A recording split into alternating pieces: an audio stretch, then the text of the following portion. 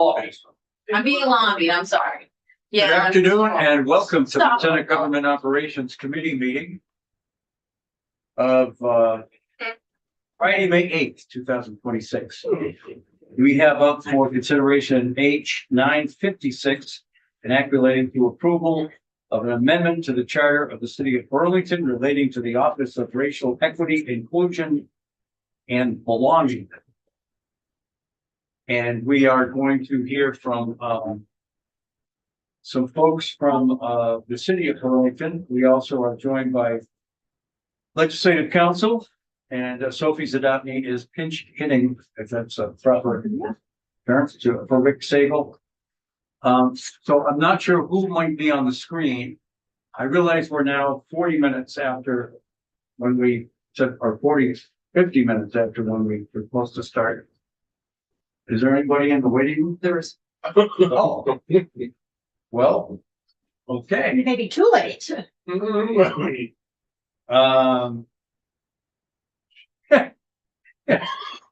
Okay, We want I'll tell you what, let's just take this up on Tuesday. Okay. Without witnesses, it just isn't gonna work. So, Sophie, I'm sorry, but, I think they're gonna start at 2:30. I mean, they should be. well, okay, but we were supposed to start at Yeah. 1:30, and I know we told them 2:30, but Yeah. I think they at least would. Do we want to run through the language with legislative council? And see if any of our witnesses appear? Let's do that. That's a fine name. So good afternoon, Sophie Zadotny for the Office of Legislative Counsel. Do you have, it looks as if you all have copies, Yeah. so I don't need to put it on the screen. Okay.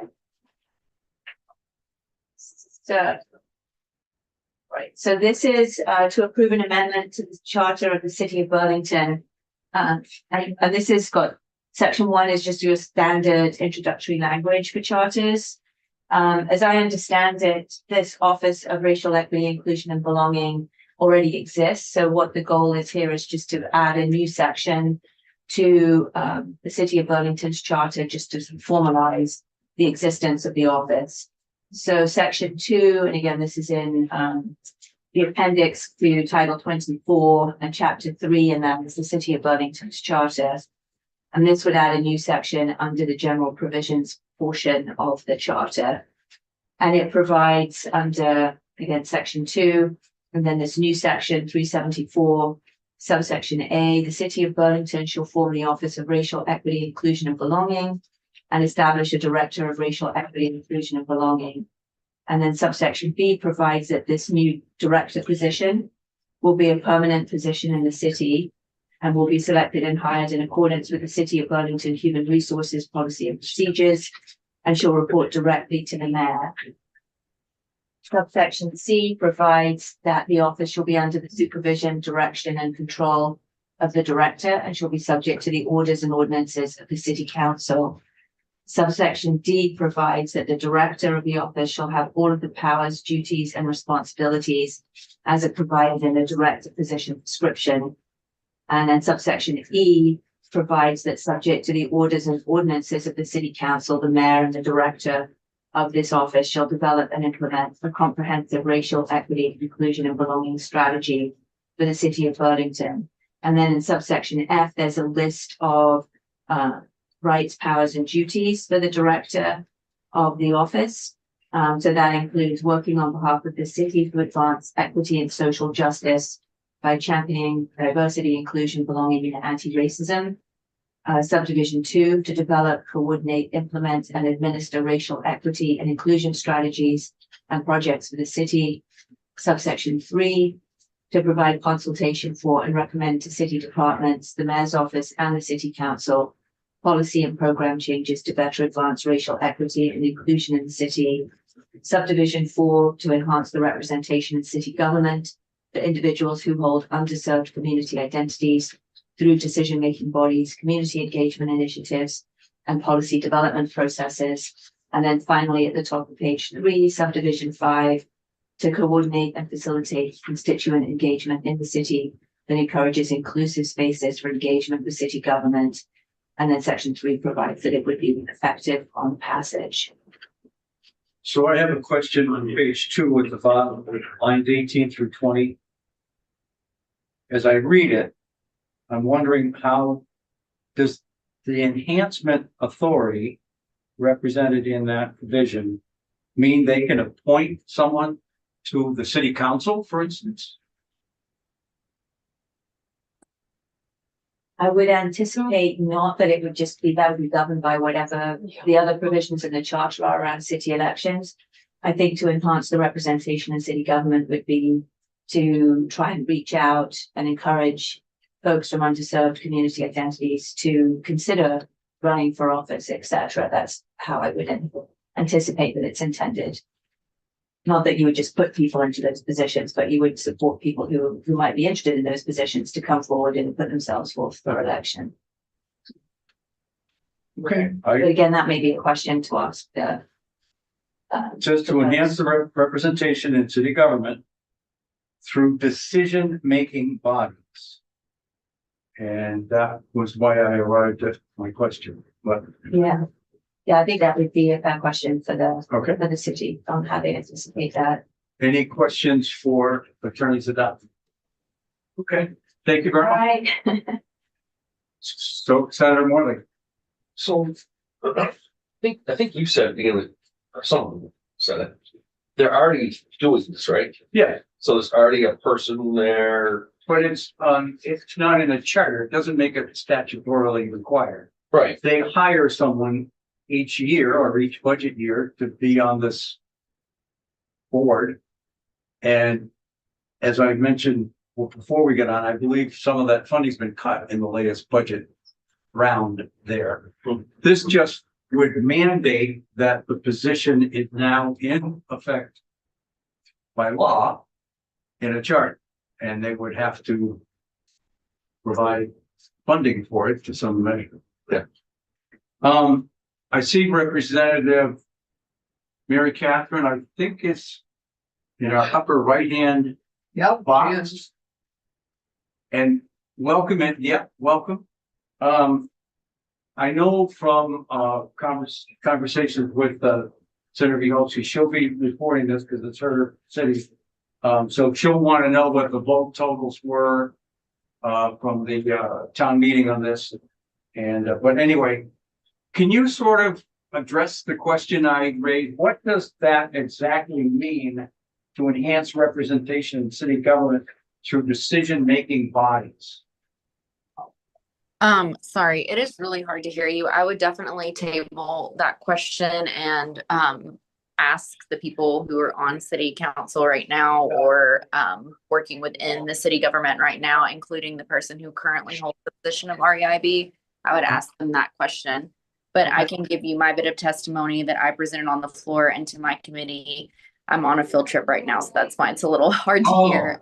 Okay. So you've already had a walkthrough of the bill. You know Yeah. that this bill formally approves an amendment to the City of Burlington Charter, which was previously approved by the city's voters on March 3rd of this year to enshrine the Office of Racial Equity, Inclusion, and Belonging.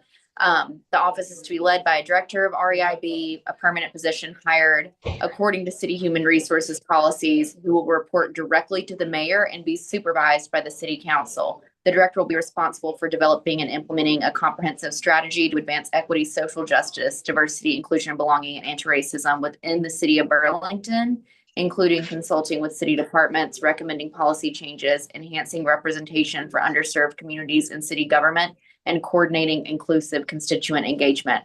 The proposal to enshrine this office into the Burlington City Charter actually saw a unanimous 12-0 vote by the city council to place it on the ballot, which if you've ever watched a city council meeting in Burlington, I mean, that speaks volumes. It came out on a 12-0 unanimous vote. This office is not new. It was formally established in 2019, but they have been doing the work for decades around these specific topic areas. The vote from the voters, the yes votes were 4,959. The no votes were 3,729.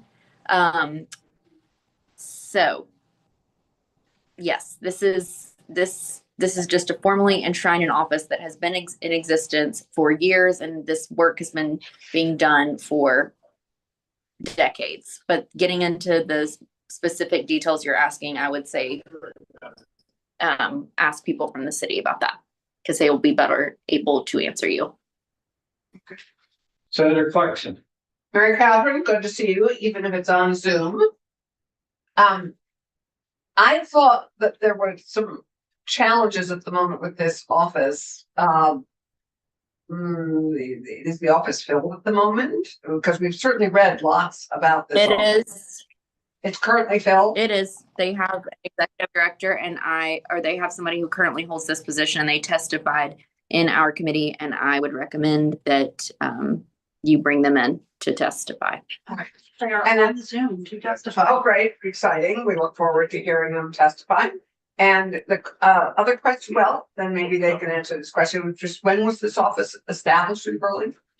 Formally established in 19? 2019, but they have been doing the work for decades. We have a member on our committee who was a sheriff, Yeah, yep, and in Burlington years ago, like during the time of Bernie, and he said that this work was happening during his tenure. So this is not a new concept. It's not new work. It's just I appreciate enshrining into our, Right.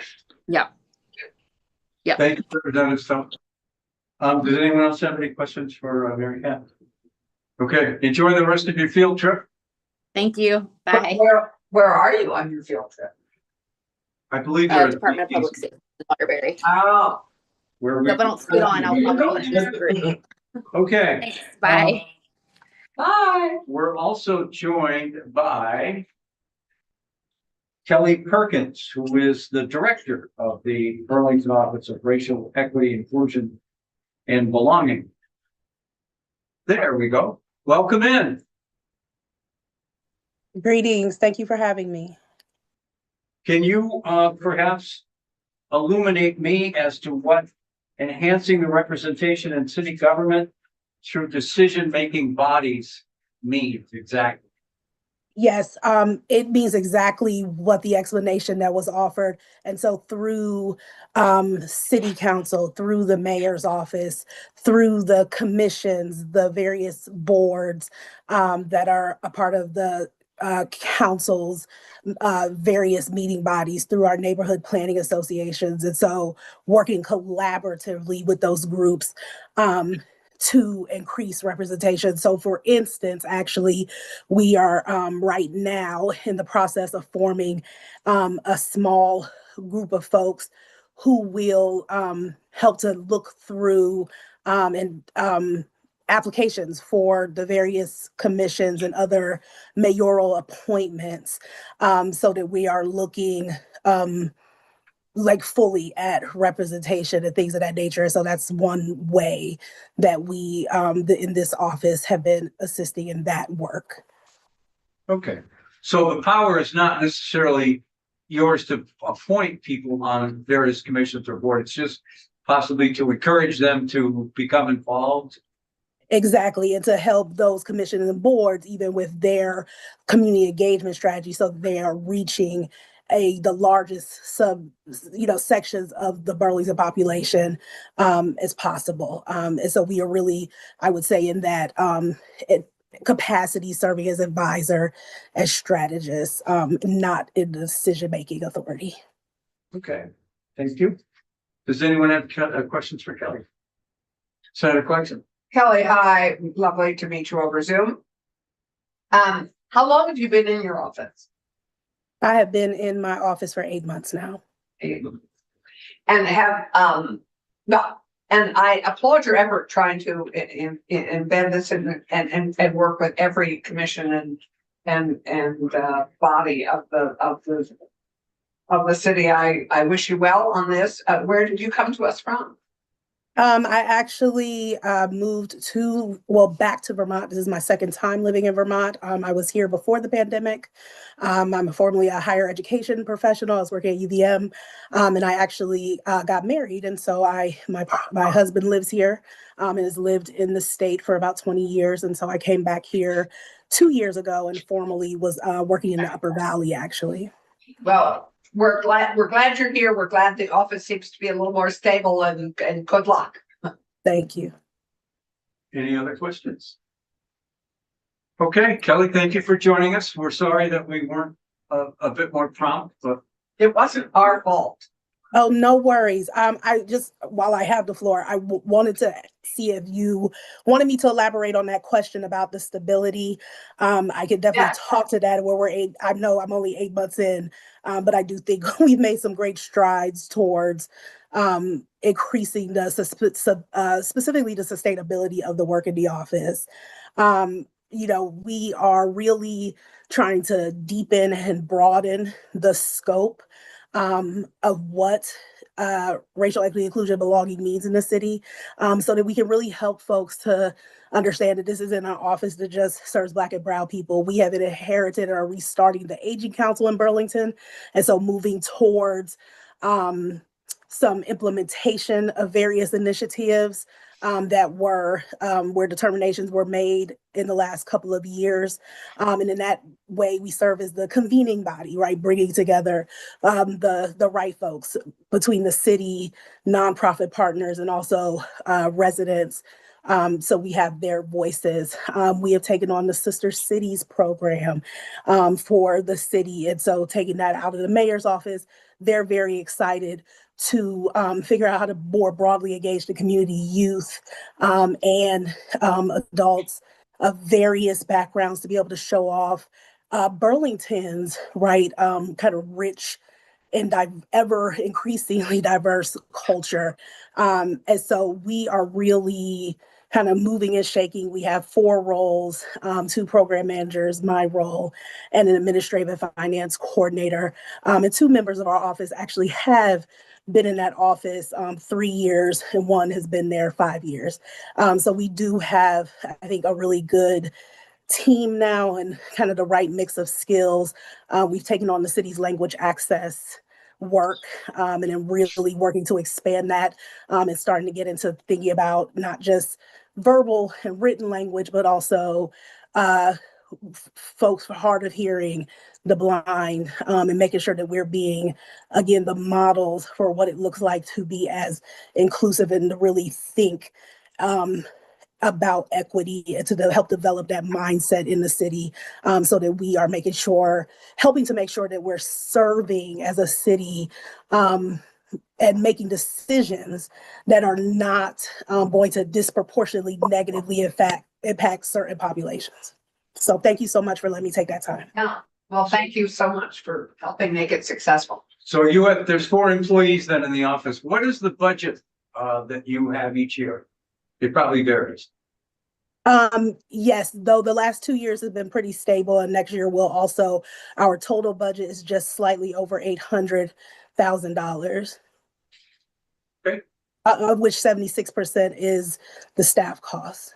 Yeah. Okay, thank you very much, Kelly. We appreciate it. We have a city councilor and the city attorney. I know that, and I'll give it a shot here, Eric. We'll talk to you first. Eric Ramakrishnan. Yeah, there you go. Yes, so 2 points that I wanted to make on this. One is, why are we doing this? The City of Burlington's charter is a very detailed document, and you will find every other city department referenced in there, including the role of the department head and the role of the department. This is the newest department of the city, so it's not yet in charter, and the goal is to put it in charter just like every other city department, put it on par with every other city department.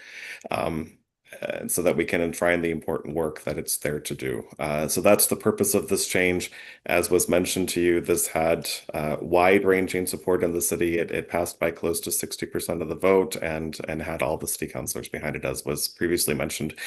On the question about the language, I want to make the point that not only is the interpretation, the intent that Dr. Perkins gave, the intent and the interpretation, the correct interpretation of that provision, but I think 2 points. One, if you read the whole thing in context, it's clear that it's general aspirational language to enhance the representation in city government for individuals who hold underserved community identities through decision-making bodies, community engagement initiatives, and policy development processes. So I think when you look at that in the whole, it's clear again, it's general aspirational language. The city's charter is very detailed, very lengthy, very specific. Every detail of how we choose council members, commissioners, committee members, board members is there in incredible detail. There's no way that general aspirational language could be read to somehow override the clear and specific language that's in the charter on how we elect, how we choose members of city bodies. So I just wanted to make that point as well.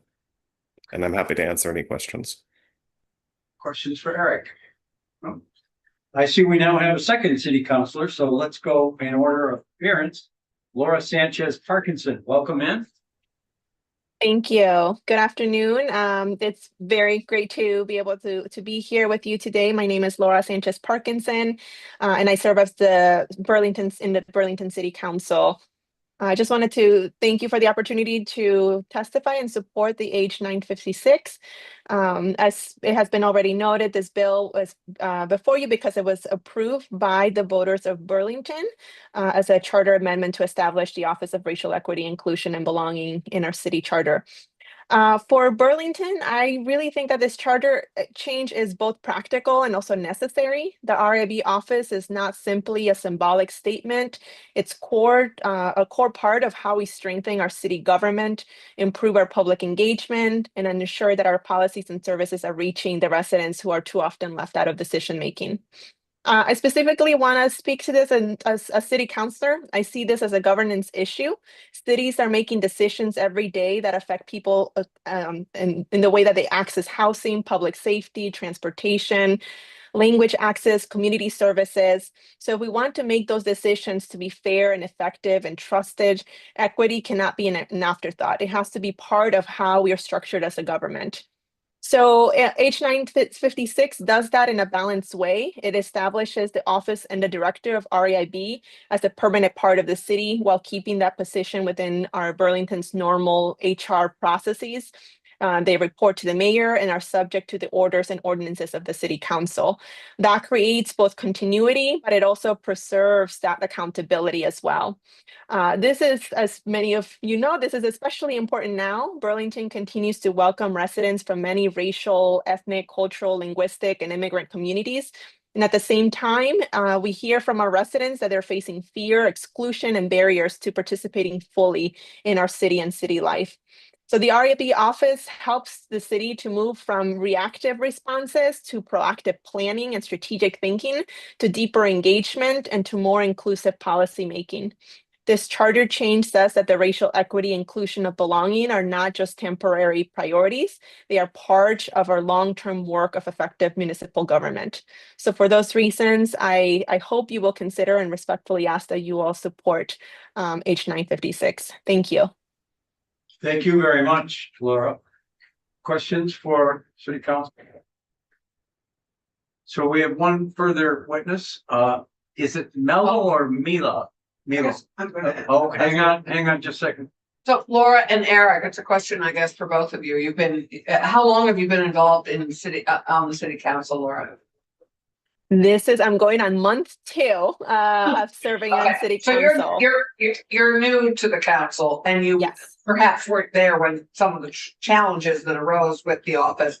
Eric, would you say that challenges that have faced this office have now been substantially addressed and productively removed? I mean, productively addressed?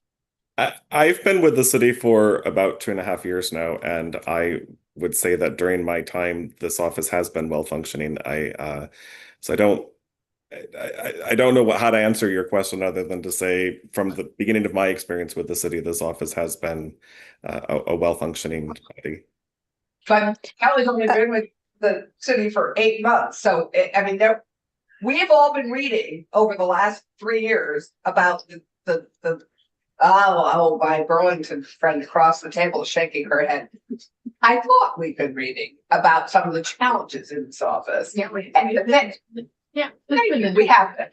And I just am curious, as we are embedding this all that's in this language, have we fixed the problems that were part of the problem, or were they just all personnel problems?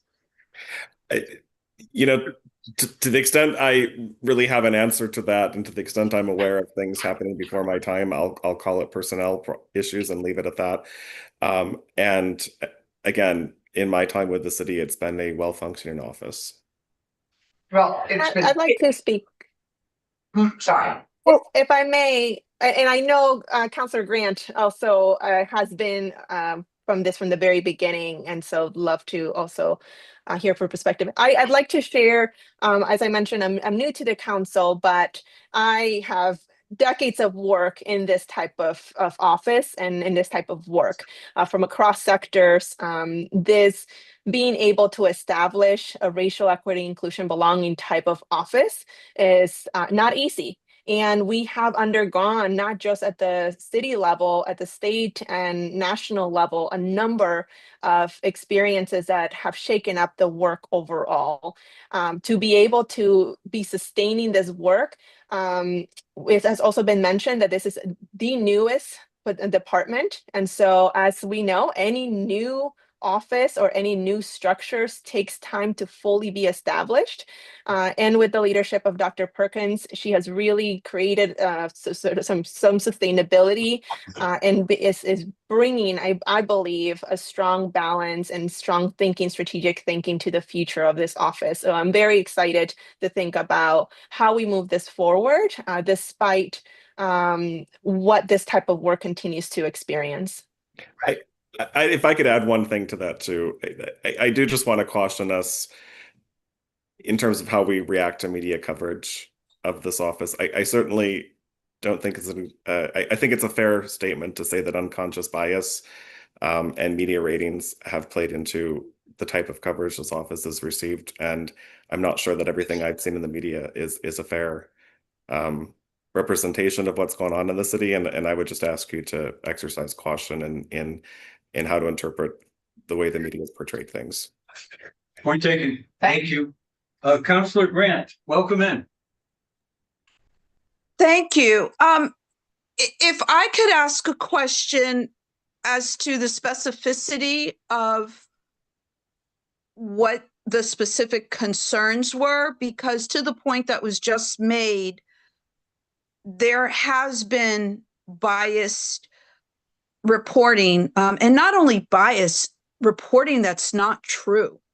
Right. There was reporting about one of the prior directors saying that there was an audit showing that there was money misused. There was never an audit. They were calling something an audit that actually wasn't an audit for an event that that former director didn't even organize because they had left the city of Burlington. I guess I would say quickly, when we look at this work, especially if we all take a moment to think about the absolute racism that is being emanated from the very top of our federal government. And having a conversation with someone the other day, acknowledging that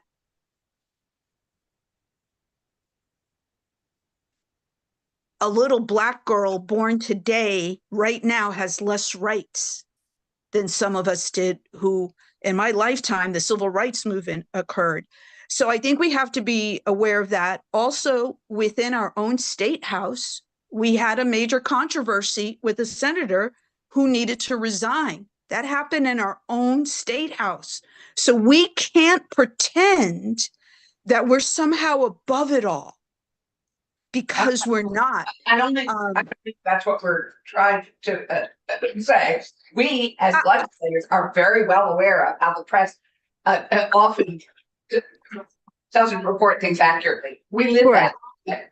So I'm clear on the challenge. I just think if we're going to embed this, I just want to make sure that in this structure, if the problems we had been reading about, have they all been ironed out so that we're doing, putting into your charter the best, have we addressed those problems, and have they been resolved in the way this is structured now going forward? Because we're about to put this the charter. Sure. So I would then ask you, so we have a clear understanding as to what you have read, because clearly I what you can't have read. remember what I read. It's been years ago. I mean, it's been a couple of years. It's just, we read. No, we read Okay, issues about the office. So here you are asking. Okay. okay, Yeah, that's all. all right. So Senator Yagowski. I think we all did read things back in 2023, that were just, Counselor Grant's point and not accurate reporting of an event that was planned and took place in 21 and 22 under the previous mayor. I know that the current mayor has restructured and rethought about how this office can work to make it work more efficiently. And that's what's reflected in this. and that is what is now coming forward to us and being reflected to embed into the charter. Perfect. So I just, Thank you. yes. That answers the question. Senator okay, Moore.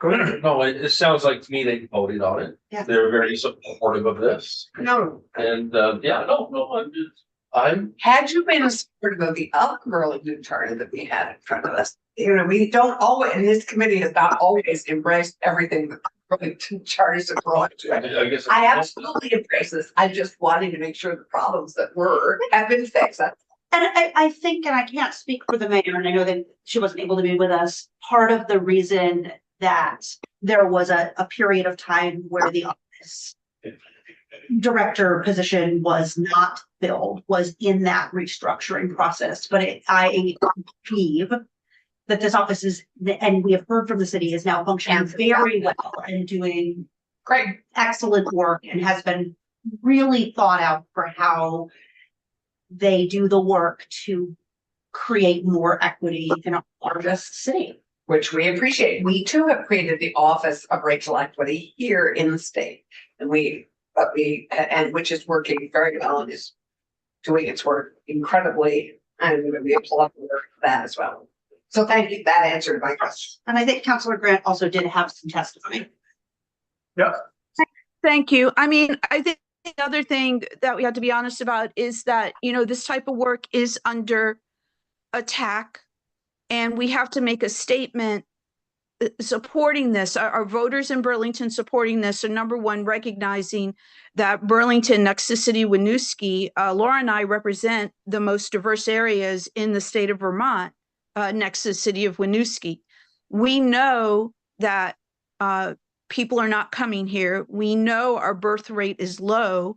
So we have to be able to embrace everyone. And it's not always about race. I agree with all the comments that were said earlier, but I want people to understand when we talk about inclusion, we're also talking about addressing issues of class. I'm aware of a food program that feeds not only our new American population, but part of the gathering includes people who are struggling economically, whose families have been in the state for generations. So I believe that Vermont can lead the way to show that this work is important and that this will help support the state in terms of growing, and that includes economic growth. I mean, if we were to lose all of our migrant workers, what would that look like?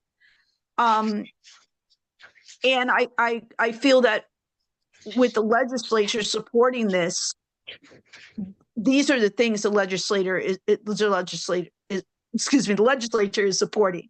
It is these concepts to make our future stronger, because right now all the attacks are only making us weaker and serving to tear us apart. Thank you. Thank you all. Eric, Kelly, is it Milo or Mello? I think it's Milo. It's Milo. Thank you. And Laura. Yeah, we appreciate that.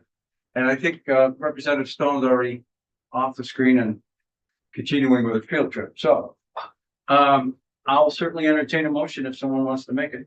I would, so we're going to move it. We're going to record it. Right? Yeah. I would move that we accept the H 956 as passed by the House. Okay. Clerk can call the roll. Senator Clark, Yes. Senator Morley, yes. Senator Buhosky, Yes. Senator White, Yes.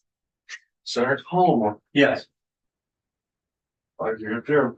and Senator Bielanski will be reported. Thank you. Thank you all. You've got a new charter provision. Great. Thank you very much. We appreciate your time. Thank you. Thank care. you. Bye-bye. Have a great weekend. You too. You too. So I don't see Tim Devlin here. We wanted to go over S-298 again. Because we have a proposed amendment, which would redefine PAC. But I need him to at least offer testimony as to how this came about, what problem we're trying to solve. It seems to me, according to what Senator Bielanski remembers as well, we did just change this a few years ago. So what's going on here? Change it back to what we changed it Okay. from. But without his testimony, I'm not sure what. Do we know when, if he's sending him a message? Yeah. I may have to. Okay, why don't we take a break until 3:10 and we'll be back with